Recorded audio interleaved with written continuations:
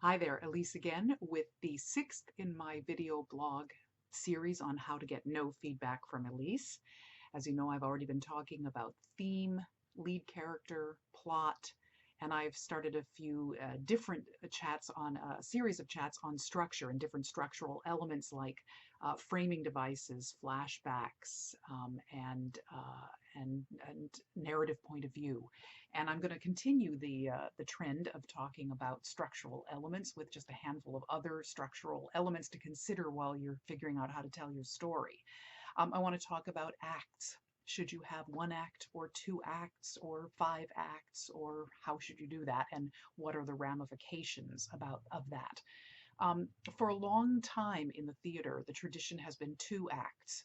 There was a time, if you look back into Shakespeare time or Moliere, there was a time when there were five or six acts, and then for a long time, three acts were very popular, but two acts have been the norm, certainly on the Broadway stage for quite a long time. And generally speaking, you're looking for something that is not longer than 2.5 hours, including a 15-minute intermission, which means that the first act is generally a little longer than the second act, meaning that the first act is somewhere between an hour and 40 minutes, or an hour and a half, and the second act is somewhere between 40 minutes and an hour. Those are very, very loose guidelines, and shows are tending to be shorter and shorter, but you should bear in mind that it's far less, I think, about the amount of time on the clock and much more how compelling is it for your audience. I was once in a production of Brighton Beach Memoirs, which runs 3 hours long. It's not a musical, but it does run 3 hours long. And never once did any of our audience members ever complain about the time. They would look at their watch at the end, it started 8 o'clock, it was over at 11, and they'd go, oh my goodness, how can it be 11 o'clock? Nobody cared that it was 3 hours long because it was so compellingly written that you were completely wrapped up in it. And yet you could watch a show that was an hour or an hour and a half, and you're looking at your watch wishing it would be over.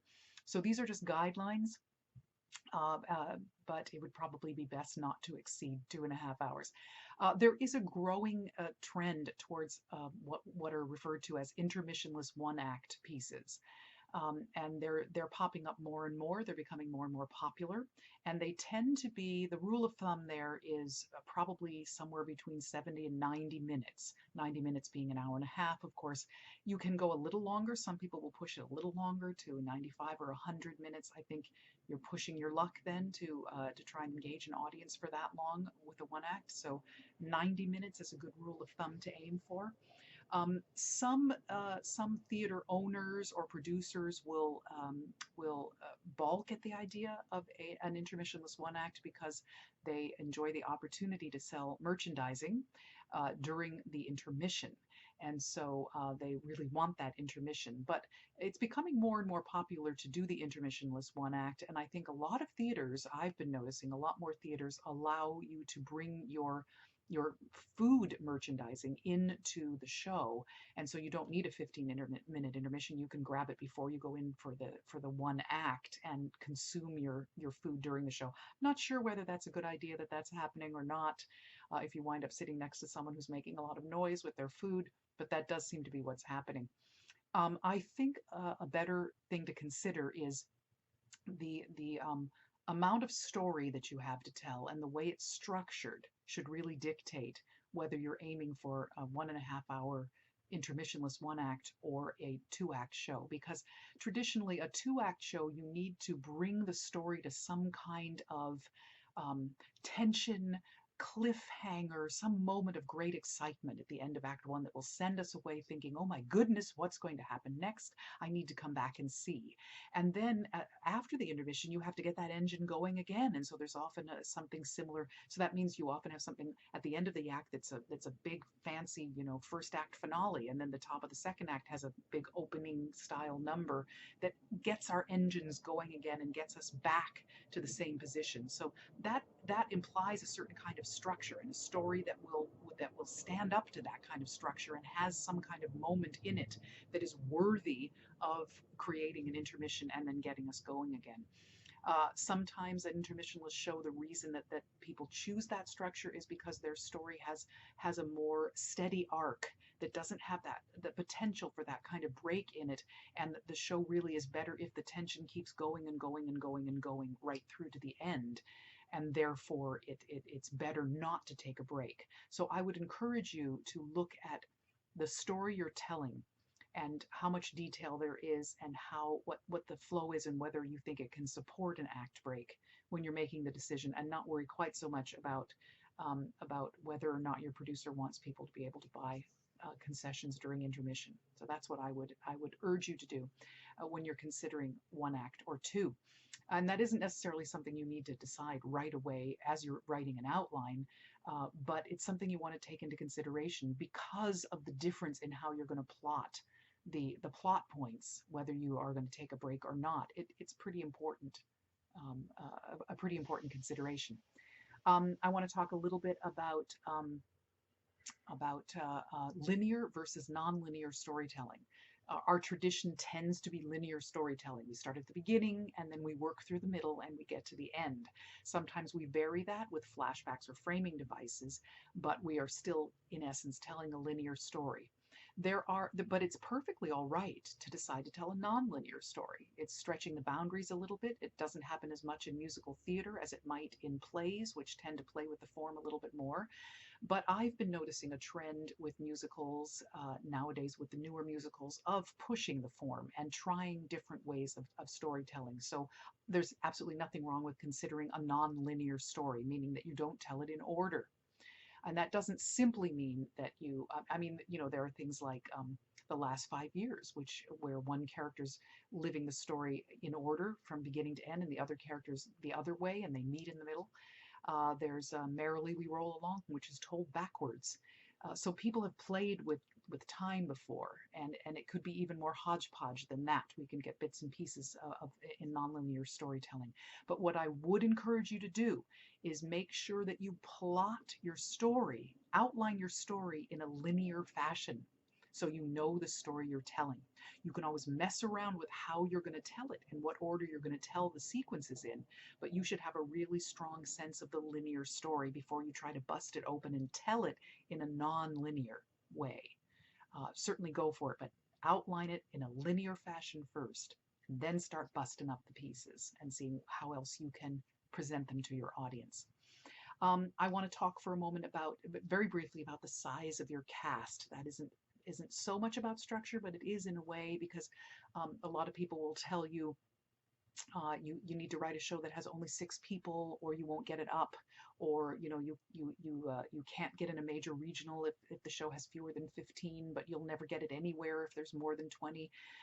There are so many different points of view out there, and certainly budget does make a difference, and your show is going to be aimed at a different type of theater if it's going to take more or less budget to put that on, and cast can equal budget to a certain degree. But I would encourage you to think about your story first. Think about how many characters do you need to tell your story. Do you really need an ensemble? Don't just throw them in because you want some extra people, but if you need an ensemble to tell your story, then make sure that they are busy and that they are integral and they are important. So it will be understandable why you have to have a larger cast. So think about how many characters, which is different from actors. You can have a 5-character show that's performed by one actor. So you need to think about those things. How do you want to tell your story?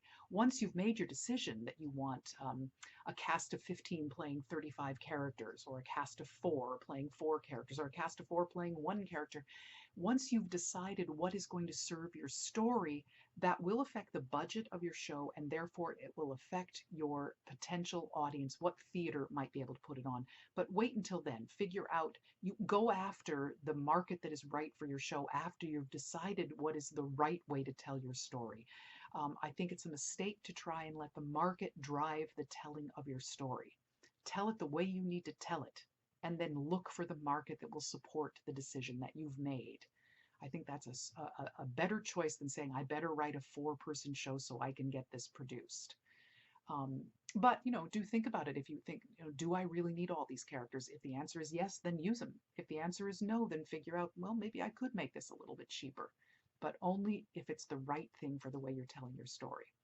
And the last thing in this chat that I want to talk about is a topic that I call confluence, or confluence of plot. Now, this is something that happens a lot in sitcoms, so it's going to sound familiar to you when I talk about it in terms of a sitcom.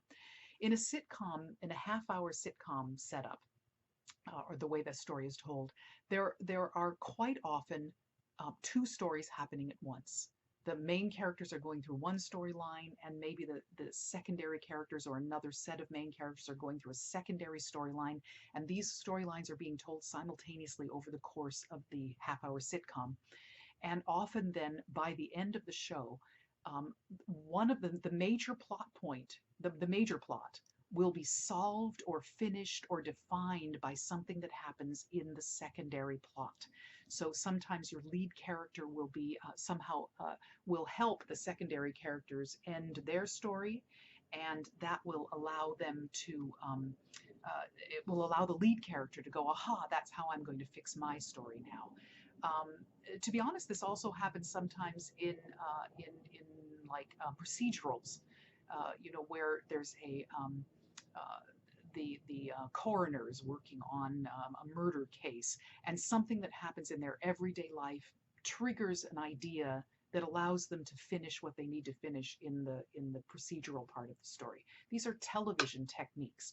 The reason I'm talking about them is because a musical, I think, the way a musical tells its story can be more closely aligned to that kind of short form or television storytelling than to a longer form or feature film length kind of storytelling, specifically because you need, in your storytelling, you're going to need to have room for all of these songs, and therefore your storytelling, it tends to be in a shorter form, a tighter form, a more concise form, so that you can open it up and make room for the songs, and therefore this kind of short form storytelling can be useful. So I would encourage you to, it's not a requirement. It's not going to make or break your piece if you don't have confluence, but I think it's worth thinking about. If you have a couple of different stories, a main plot and a subplot going on at once, is there a way that they can connect with each other somewhere along the way that will provide your lead character with the puzzle piece that they need to solve their main problem, because of how someone solves the lesser problem, or how they are involved in solving the lesser problem?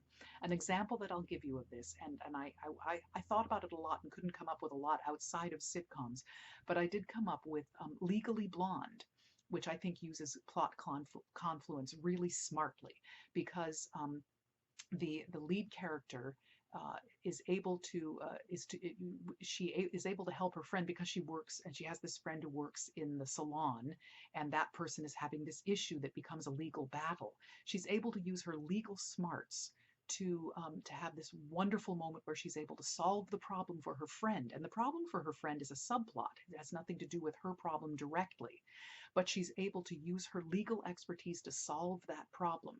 And in using her legal expertise to solve that problem, she is able to gain enough self-confidence to realize how good she is at this. She only went into it because she thought it was the way to the heart of the man she thought she loved. She didn't become a lawyer because she wanted to become a lawyer. She did it because she wanted to get to this guy who was never really the right guy for her anyway. But because she's able to use her legal expertise to help her friend out of a jam of the secondary plot, that is, I mean, she's been headed for it anyway, but this is the culmination of what gives her the self-esteem to realize, wait, I really am a good lawyer, and I don't need this other jerk in my life. I am a whole person who is worthy and who is good at what I do, and I don't need this other guy to validate me. So she's able to learn a huge life lesson that completely changes the forward motion of her life and who she winds up with at the end of the day, because of her involvement in the solution of the subplot. And that's what I call confluence. And I think it's very exciting when it happens, so it's worth trying. So that finishes up this chat about some other structural elements, and we'll see what the next vlog is going to be. After I give it some thought, I will come back to you with some more of these little short chats about how to get no feedback from Elise. Thanks.